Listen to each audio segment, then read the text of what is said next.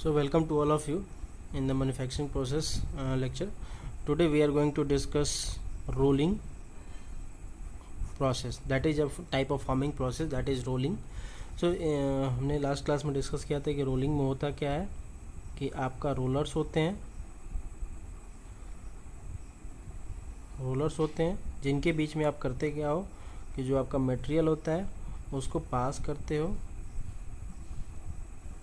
और आपका मटेरियल जो है यहाँ से उसकी थिकनेस जो है रोल डाउन होकर उसकी थिकनेस रिड्यूस हो जाता है। ठीक है, सपोज इसका थिकनेस जो है आपका टी नॉट है और फाइनल थिकनेस जो है वो टी एफ है। ठीक है, तो ये आपका रोलर है जिनका रोटेशन जो होगा आपका इस तरीके से होगा।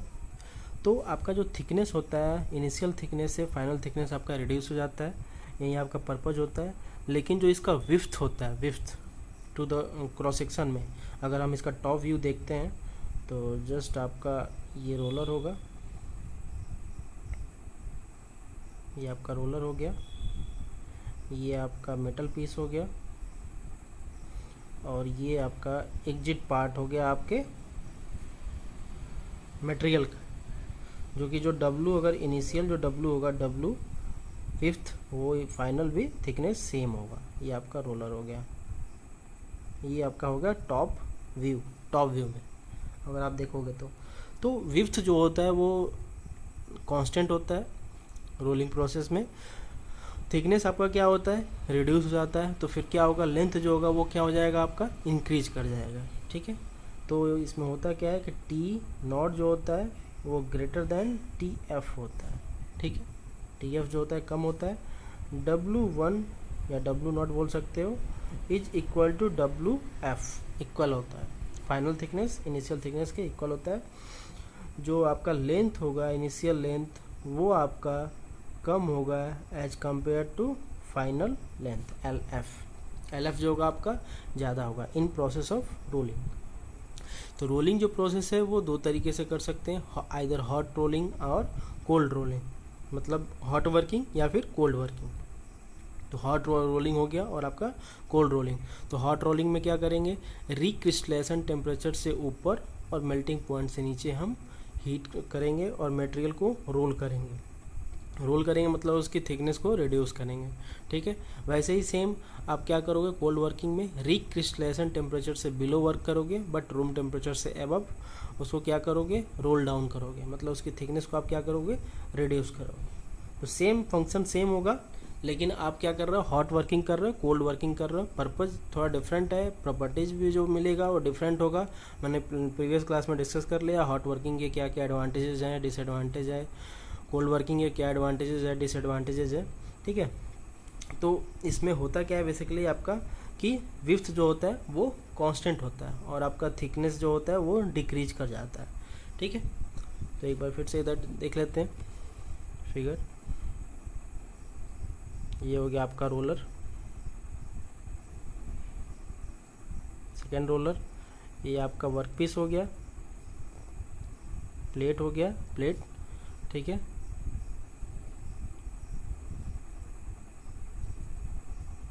ये हो गया final thickness T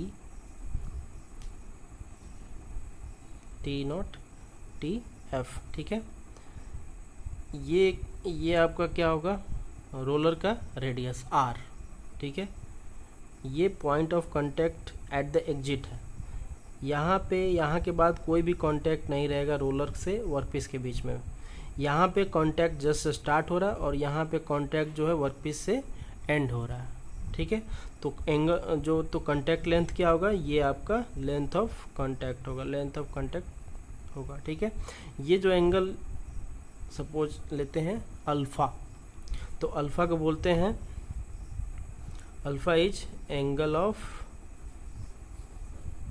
bite angle बोलते हैं या फिर एंगल ऑफ बाइट बोलते हैं कि कितना एंगल वो बाइट कर रहा है। तो अल्फ़ा जो है वो आपका बाइट एंगल है। तो अल्फ़ा बहुत सारी चीज़ों पर डिपेंड करता है, डिफरेंट चीज़ों पर डिपेंड्स करता है। पहला कि आपका हॉट वर्किंग कर रहे हो या फिर कोल्ड वर्किंग कर रहे हो। ठीक है, तो हॉट वर्किंग अगर करते हो तो आप जो एंगल ऑफ बाइट है वो वैल्यू ज़्यादा रख सकते हो। ज़्यादा रखते हैं। तो वैल्यू जो होता है लगभग 24 डिग्री से 32 डिग्री के आसपास होता है। 24 to 32 डिग्री होता है अल्फ़ा की वैल्यू, ठीक है। ऐसे ही कोल्ड के कंडीशन में होता है 3 से 4 डिग्री रखते हैं अल्फ़ा की वैल्यू, ठीक है। तो कंडीशन टू कंडीशन वेरी करता है आपका एंगल ऑफ बाइट। अगर हम यहीं अगर बात करते हैं कि रोलर का जो सरफेस है, रोलर का जो सरफेस जो है फिनिश, उस पर डिपेंड करता है। अगर फिनिश है, फिनिश सरफेस है, तो आपका एंगल ऑफ बाइट जो है वो लेस होगा, अल्फ़ा जो होगा वो लेस होगा। अगर फिनिश बेटर नहीं है, फिनिशिंग नहीं है, रफ सरफेस है, तो आपका अल्फ़ा की वैल्यू हाई होगा, ठीक है, अल्फ़ा की वैल्यू हाई होगा।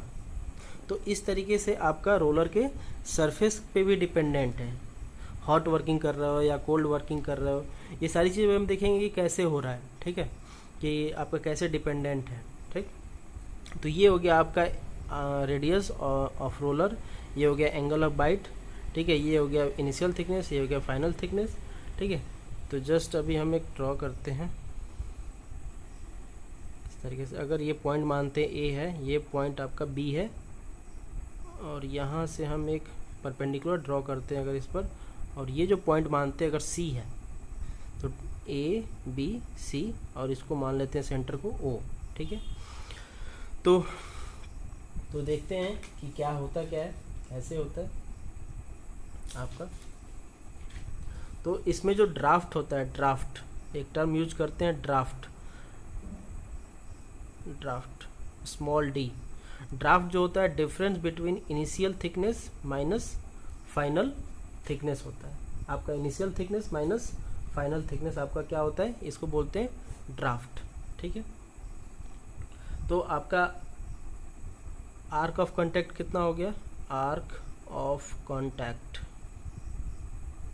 कांटेक्ट कितना है, A B, that is A B, मतलब आर इंटू अल्फ़ा, अल्फ़ा को हम रेडियन में लेंगे, आर इंटू अल्फ़ा, ठीक है, जहाँ अल्फ़ा क्या है आपका एंगल ऑफ बाइट है, ठीक है। अब हम देखते हैं बी सी जो है वो क्या होगा, बी सी। तो बी सी क्या होगा, ये भी वैल्यू आर होगा, टोटल ओ बी आर होगा, तो आर माइनस क्या होगा आपका, आर माइनस बी सी को देख लो, आर माइनस ओ सी होगा, आर माइनस ओ सी। या इसको इस तरह भी लिख सकते हैं बी सी को कि आपका अगर इसको सेंटर लाइन क्रॉस कर देते हैं तो ये जो होगा आपका टी नॉट बाई टू होगा, और ये क्या होगा टी एफ बाई टू। तो बी सी क्या होगा आपका T naught by two minus T of F by two होगा, T naught by two minus T F by two, ठीक है, जिसको क्या बोल सकते हैं, ड्राफ्ट डी बाई टू बोल सकते हैं। जितना ड्राफ्ट है आपका ये वैल्यू उसका जस्ट आधा है, ठीक है। तो यहाँ से हम ओ सी निकालते हैं, O C equal to that means O C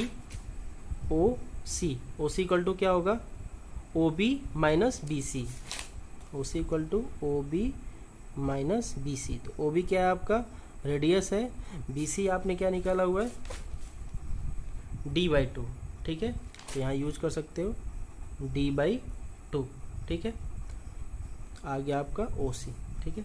cos alpha देखते हैं ट्रायंगल में, इस ट्रायंगल में ओ ए सी ट्रायंगल में देखते हैं कॉस अल्फा। कॉस अल्फा क्या होगा आपका O C by O A, that is O C by O A. तो यहाँ से ओ सी को क्या लिख सकते हैं R minus D by two, और ओ ए क्या है आपका O A radius of roller है, तो यहाँ पे आर लिख सकते हैं, ठीक है।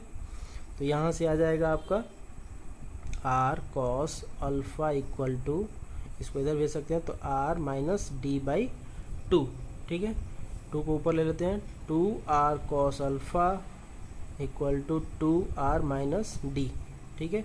तो डी इक्वल टू क्या होगा two R minus two R cos alpha.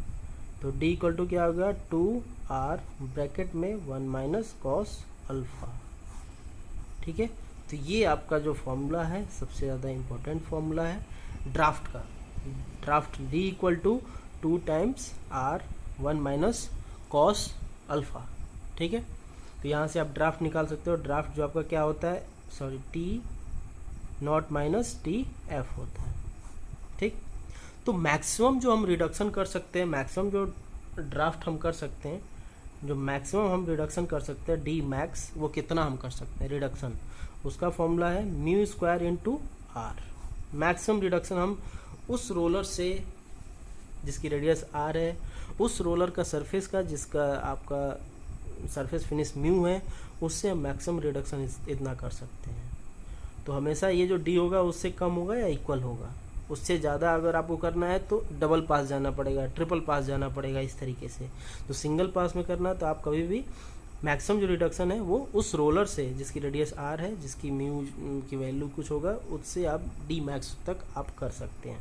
तो मैं क्यों ये बोल रहा था कि आपका जो है सरफेस फिनिश के ऊपर अल्फ़ा लेस होता है, रफ सरफेस के लिए अल्फ़ा हाई होता है। देखो, अगर हम म्यू की वैल्यू कम रखते हैं, मतलब म्यू की वैल्यू कम रख रहा है, ठीक है, तो क्या होगा, आपका डी क्या होगा, मैक्सिमम जो डी जो होगा मैक्सिमम रिडक्शन, तो आपका डी मैक्सिमम जो होता है म्यू स्क्वायर आर आप ऑब्टेन कर सकते हो। तो अभी हम को रिलेट करते हैं कि अभी जो हम पिछले में डिस्कस कर रहे थे कि आपका जो फिनिश होगा, फिनिश सरफेस के लिए अल्फ़ा की वैल्यू कम होगा, आर रफ सरफेस के लिए आपका अल्फ़ा की वैल्यू मैक्सिमम होगा, हाई होगा।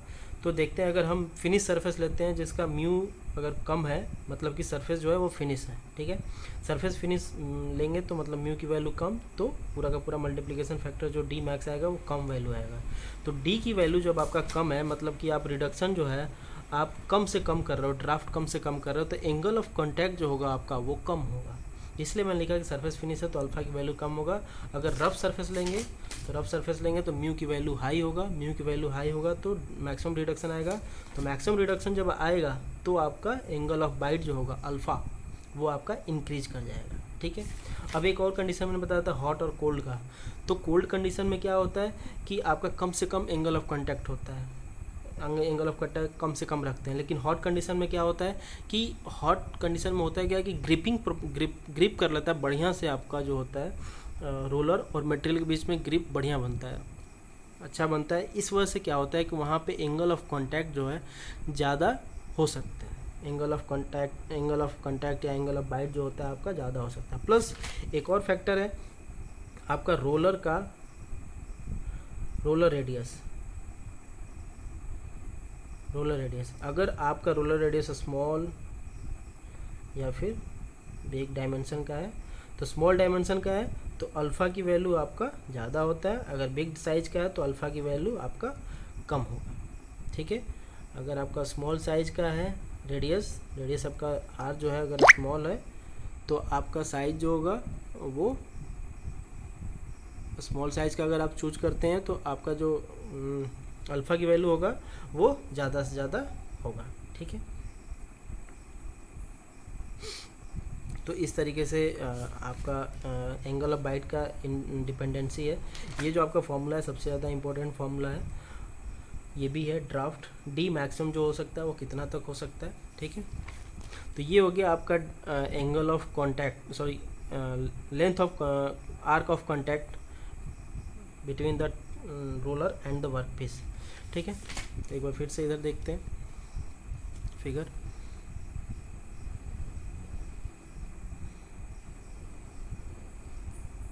ये हो गया आपका चिट, ये हो गया एंट्री, ठीक है। ये रोलर हो गया आपका, रोलर का रोटेशन हो गया, ठीक है, ठीक है। तो यहाँ पे जो वेलोसिटी होता है एट द एंट्री और एट द एग्जिट, तो एट द एंट्री वेलोसिटी जो होता है वो मिनिमम होता है और एट द एग्जिट क्या होता है, मैक्सिमम होता है। ये आपका रोलर हो गया जिसका रेडियस जो आर है। तो रोलर की जो वेलोसिटी होगी, रोलर एक कांस्टेंट स्पीड पे, कांस्टेंट आरपीएम पे अपना रोटेट कर रहा होगा।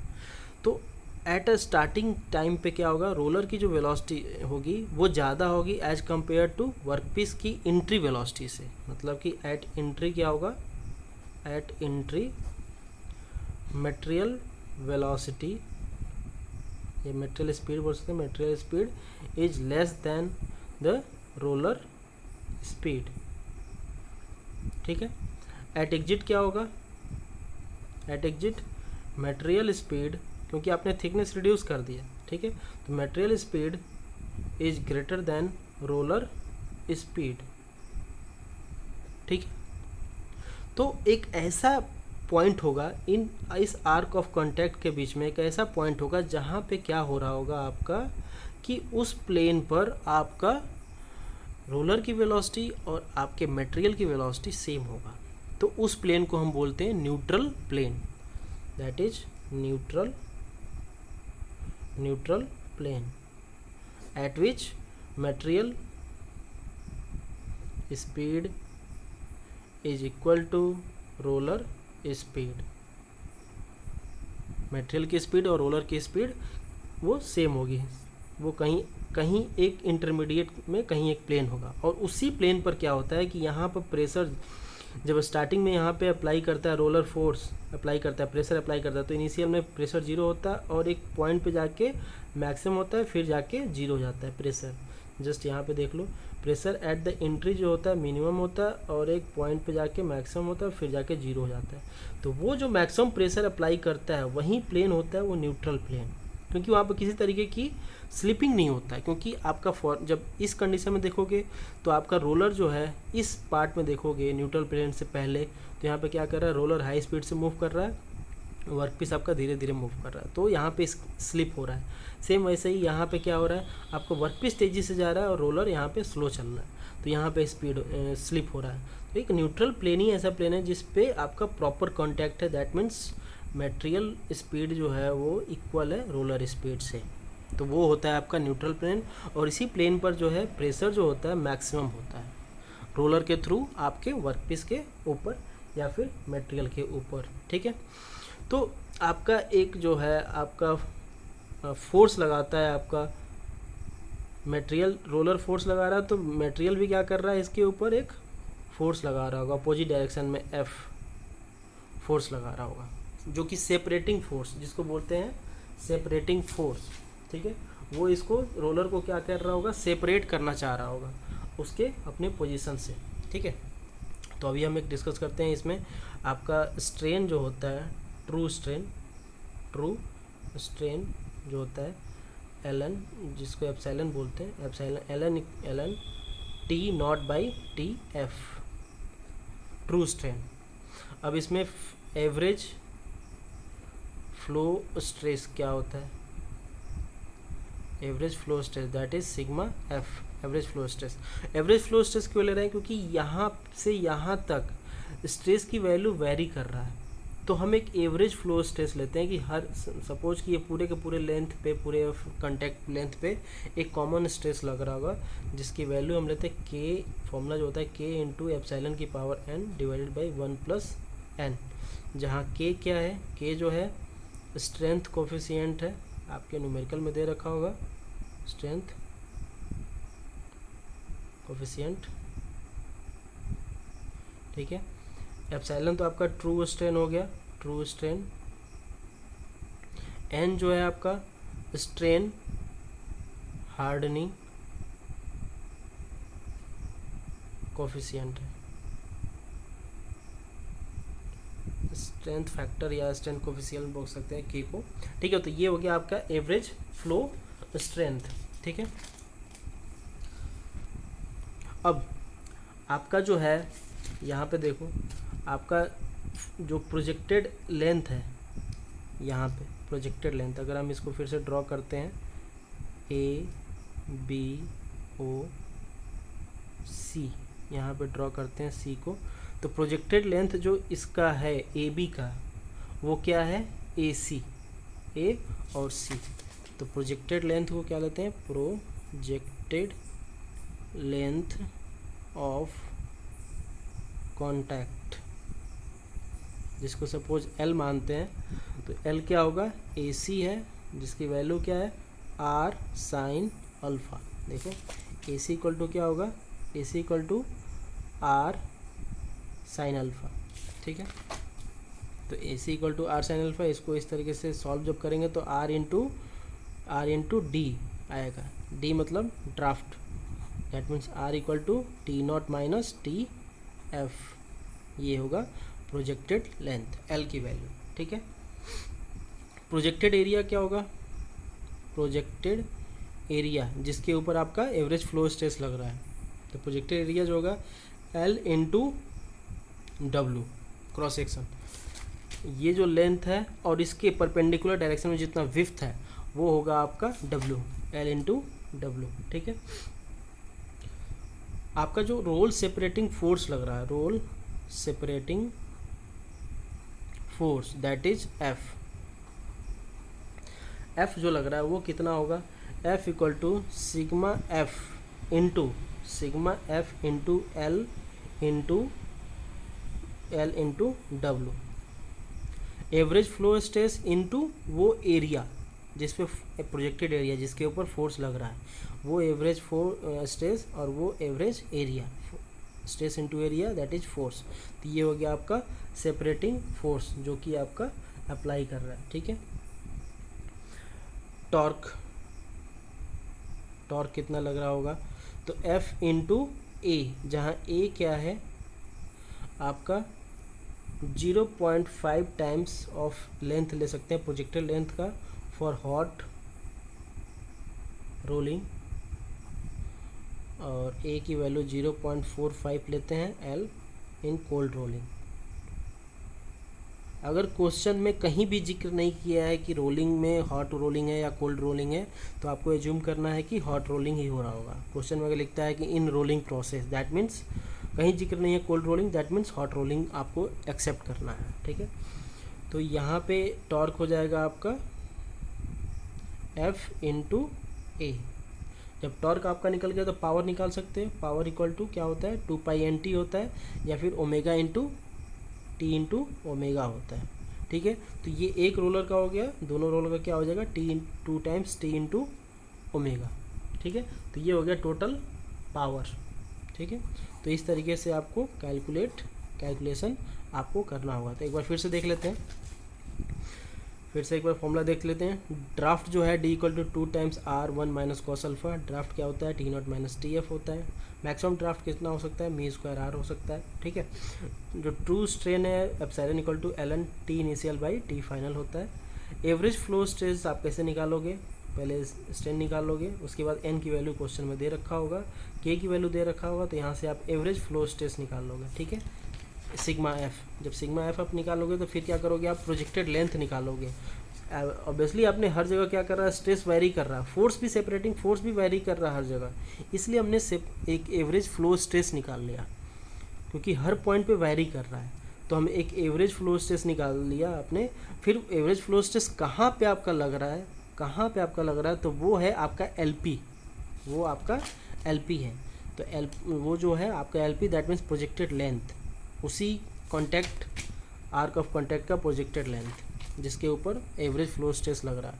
तो ये होगा प्रोजेक्टेड लेंथ जो है L equal to A, L जो है AC है that is R sine alpha, तो यहाँ से आ जाएगा L equal to R T naught minus T F. ठीक है, तो प्रोजेक्टेड एरिया क्या हो जाएगा एल, आपका एल ये हो गया, और परपेंडिकुलर डायरेक्शन में जो विड्थ है उस एरिया पे लग रहा होगा, तो उस एरिया का आपको इस तरीके से प्रोजेक्टेड एरिया निकल गया। तो सेपरेटिंग फोर्स क्या होगा sigma F into L into W, stress into area हो गया आपका फोर्स। अब फोर्स जो है टॉर्क कितना होगा, कितना टॉर्क अप्लाई हो रहा है एफ इंटू ए।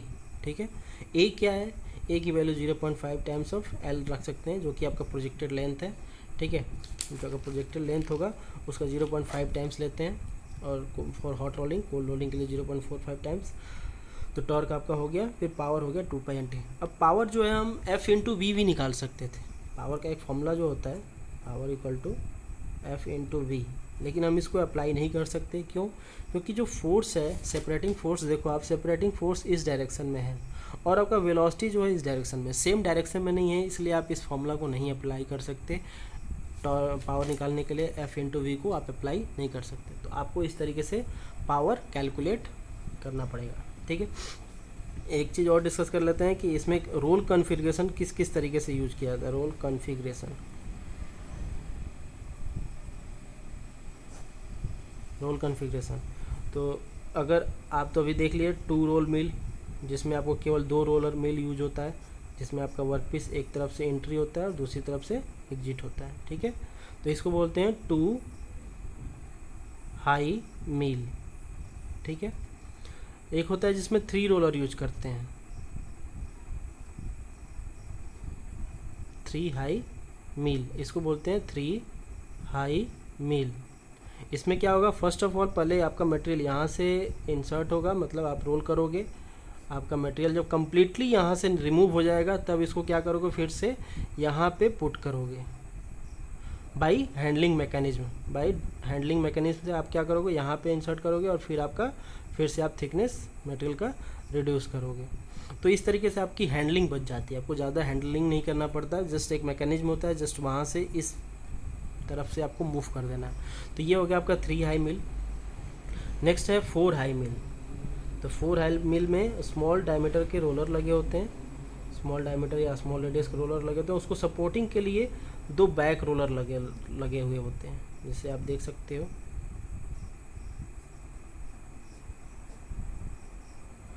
मैंने बोला था स्मॉल डायमीटर का अगर रोलर यूज कर रहे हैं, स्मॉल रेडियस का रोलर यूज कर रहे हो, तो स्मॉल रोलर से हम क्या करते हैं, मैक्सिमम एंगल ऑफ बाइट देते हैं। एंगल ऑफ बाइट जो होता है ज़्यादा होता है, तो एंगल ऑफ बाइट ज़्यादा दे रहे हो तो क्या होगा, एंगल ऑफ जो आर्क ऑफ कॉन्टैक्ट है वो ज़्यादा से ज़्यादा होगा। तो आर्क ऑफ कॉन्टैक्ट ज़्यादा से ज़्यादा है, मतलब कि आप ज़्यादा से ज़्यादा रिडक्शन कर रहे हैं, ज़्यादा से ज़्यादा रिडक्शन कर रहे हैं, मतलब कि उसके ऊपर सेपरेटिंग फोर्स जो है ज़्यादा से ज़्यादा आएगा। और रोलर आप क्या कर रहे हो, कम डायमीटर का यूज कर रहे हो, कम रेडियस का यूज कर रहे हो, तो इसके ऊपर फोर्स आएगा, तो वो बेंड भी हो सकता है आपका रोलर, उतना फोर्स बियर ना कर पाए। तो उस बेंडिंग को सपोर्ट करने के लिए कि बेंड ना हो, तो एक बैकिंग रोलर लगा दिया जाता है, इसको बोलते हैं बैकिंग रोलर, ताकि आपका रोलर जो है बेंड ना हो। तो ये हो गया 4 हाई मिल, 4 हाई मिल। नेक्स्ट है क्लस्टर मिल। अगर और आपको रिडक्शन चाहिए सिंगल पास में, तो आप क्या करते हो कि क्लस्टर मिल यूज करते हो। जैसे आप देख लो,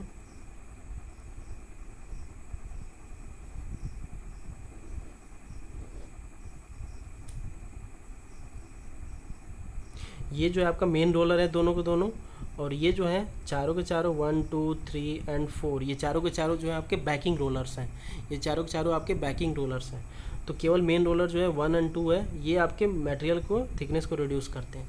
तो एंगल अब देखिए, अगर आपको हाई स्ट्रेंथ मटेरियल को रोलिंग करना है, तो हाई स्ट्रेंथ मटेरियल की रोलिंग करना है तो आपको क्या करना पड़ेगा, ज़्यादा से ज़्यादा फोर्स अप्लाई करना पड़ेगा, ठीक है, प्रेशर अप्लाई करना पड़ेगा। तो ज़्यादा से ज़्यादा फोर्स अप्लाई करोगे तो क्या होगा, ये जो रोलर है ज़्यादा से ज़्यादा फोर्स अप्लाई कर रहे हो, मतलब ज़्यादा से ज़्यादा फ्रिक्शन उसके बीच में आए, कांटेक्ट ज़्यादा हो, तो उसके लिए क्या कर हो जाएगा, आपका एंगल ऑफ बाइट बढ़ जाएगा। तो एंगल ऑफ बाइट बढ़ेगा तो उसके लिए आपको स्मॉल रेडियस लगाना पड़ेगा। तो स्मॉल रेडियस का आप जब रोलर यूज़ करोगे तो हो सकता है कि बेंड हो जाए, उतना फोर्स प्रेशर बियर ना कर पाए।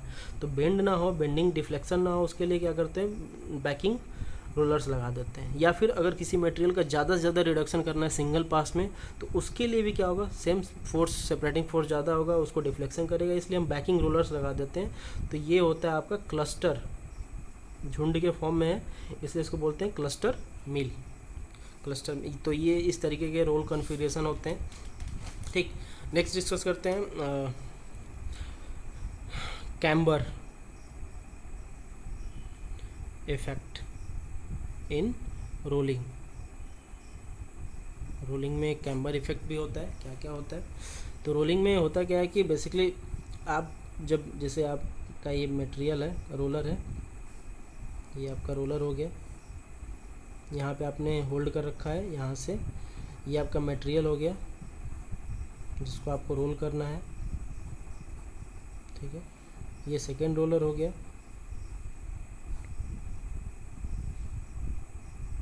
ठीक है।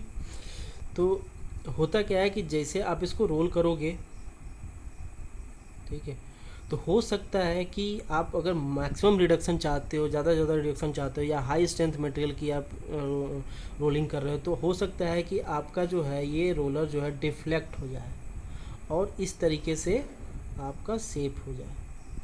फोर्स, सेपरेटिंग फोर्स अगर ज़्यादा होगा तो जो आपका ऑब्जेक्ट मिलेगा, प्रोडक्ट मिलेगा, वो कहीं इस शेप का मिलेगा।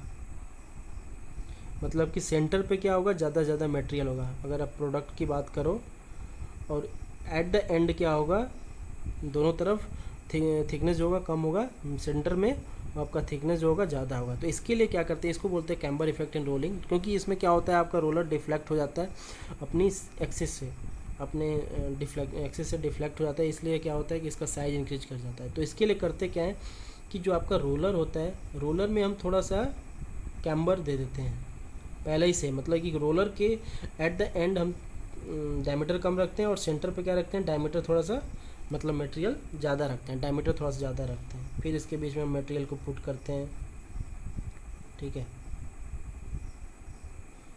इस तरीके से। तो इस तरीके से आप इस इफ़ेक्ट को मिनिमाइज कर सकते हैं, कैम्बर इफेक्ट, कैम्बरिंग करके, ठीक है। तो अगर वो डिफ्लेक्शन होता भी है तो जो आपका प्रोडक्ट बनेगा, जस्ट जो ऐसा आपको रिक्वायर्ड है वैसा आपका प्रोडक्ट फॉर्म होगा, ठीक है। तो ये आपका इस तरीके से आप रोलिंग में कैम्बर को, डिफ्लेक्शन को मिनिमाइज कर सकते हैं, ठीक है। तो मैंने हॉट वर्किंग कोल्ड वर्किंग में क्लियर समझा दिया है कि कैसे होता है, कि हॉट वर्किंग में आपका ग्रेन्स वन्स मैंने पूरा क्लियर कर रखा है। सेम वैसे ही रोलिंग में होगा कि रोल जब करोगे तो पहले इक्विएक्स्ड ग्रेन होगा, इक्विएक्स्ड, जैसे आप देख लो यहाँ पे फिगर कि आपका रोलर हो गया है, ये आपका मटेरियल एग्जिट हो गया, यहाँ पे एंट्री मटेरियल हो गया। तो यहाँ पे जो ग्रेन्स होंगे जस्ट इक्विएक्स्ड ग्रेन्स, बड़े बड़े ग्रेन्स होंगे, ठीक है, जो भी ग्रेन्स होंगे इक्विएक्स्ड ग्रेन्स हैं। तो जैसे ही ये ग्रेन्स जो हैं इंटर करेंगे, यहाँ से जो रोलर जो है आपका एंट्री करेगा, तो यहाँ पे ग्रेन्स जो होंगे थोड़ा इलोंगेशन होना स्टार्ट हो जाएगा, ठीक है। और एट द एंड पूरा का पूरा आपका ग्रेन्स जो होगा वो इलोंगेटेड फॉर्म में होगा, इलोंगेटेड फॉर्म में होगा, ठीक है। अगर ये हॉट वर्किंग का केस होगा तो फिर क्या होगा, यहाँ के बाद, यहाँ इसके बाद क्या होगा, स्टिल रिक्रिस्टेशन टेम्परेचर से ऊपर कंडीशन होगा। तो फिर क्या होगा, ये जो ग्रेन्स, जो डिस्टर्ब ग्रेन्स है, वो डिस्टॉर्टेड ग्रेन्स हैं, इलोंगेटेड ग्रेन्स है, वो फिर से दो नए नए छोटे छोटे ग्रेन्स में टूट जाएंगे, ब्रेक हो जाएंगे। तो इस तरीके से आपका फाइन ग्रेन्स फॉर्म होगा, ठीक है। तो अगर ये हॉट वर्किंग है तो, या हॉट रोलिंग है तो, ठीक है। तो इस तरीके से क्या होगा, आपका स्ट्रेस फ्री ग्रेन्स बनेंगे, जिसकी स्ट्रेंथ एंड हार्डनेस इंक्रीज कर जाएगा, डक्टिलिटी डिक्रीज कर जाएगा, सरफेस फिनिश लेस होगा, सरफेस फिनिश जो होगा आपका लेस होगा, डायमेंशनल जो होगा, एक्यूरेसी जो होगा वो भी लेस होगा आपका, ठीक है। रिडक्शन आप क्या कर सकते हो, मैक्सिमम कर सकते हो, ज़्यादा से ज़्यादा आप रिडक्शन कर सकते हो। इस केस में हॉट वर्किंग के केस में सेम जस्ट अपोजिट है, कोल्ड वर्किंग के केस में आपका जो ग्रेन्स है वो इलोंगेटेड ही रह जाएगा, दैट मीन्स स्ट्रेस फ्री तो नहीं हो पाएगा, स्ट्रेंथ इससे भी ज़्यादा हो जाएगा आपका हॉट वर्किंग से, हार्डनेस भी ज़्यादा होगा, डक्टिलिटी और ज़्यादा कम हो जाएगा, सरफेस फिनिश बेटर मिलेगा, डायमेंशनल एक्यूरेसी बेटर मिलेगा कोल्ड रोलिंग में। और रिडक्शन जो होगा वो कम से कम करते हैं। अगर मान लो ज़्यादा से ज़्यादा रिडक्शन करोगे कोल्ड वर्किंग कंडीशन में, और ज़्यादा स्ट्रेस आपने अप्लाई कर दिया, उसकी अल्टीमेट टेंसाइल स्ट्रेंथ को भी क्रॉस कर गया, तो मटेरियल के अंदर फ्रैक्चर हो जाएगा। इसलिए आप जो है मैक्सिमम रिडक्शन, जो मैंने फॉर्मूला बताया है, जो डी मैक्स था, मैक्सिमम रिडक्शन डी मैक्स, वो कितना कर सकते हैं, म्यू स्क्वायर आर। म्यू जो है coefficient of friction between roller and material, roller और मटेरियल के बीच में कितना कोफिशिएंट ऑफ फ्रिक्शन अप्लाई कर रहे हैं, और आर जो है रेडियस ऑफ रोलर है। तो आप मैक्सिमम इतना ही रिडक्शन कर सकते हैं। अगर आपको सपोज इससे ज़्यादा रिडक्शन करना है किसी मटेरियल का, तो नंबर ऑफ़ स्टेप्स पे जाना पड़ेगा, 1 बार रिडक्शन, 2 बार रिडक्शन, 3 बार रिडक्शन। तो उस तरीके से आपको number of passes, number of reduction आपको अप्लाई करना पड़ेगा। So this is all over the rolling process. So thank you.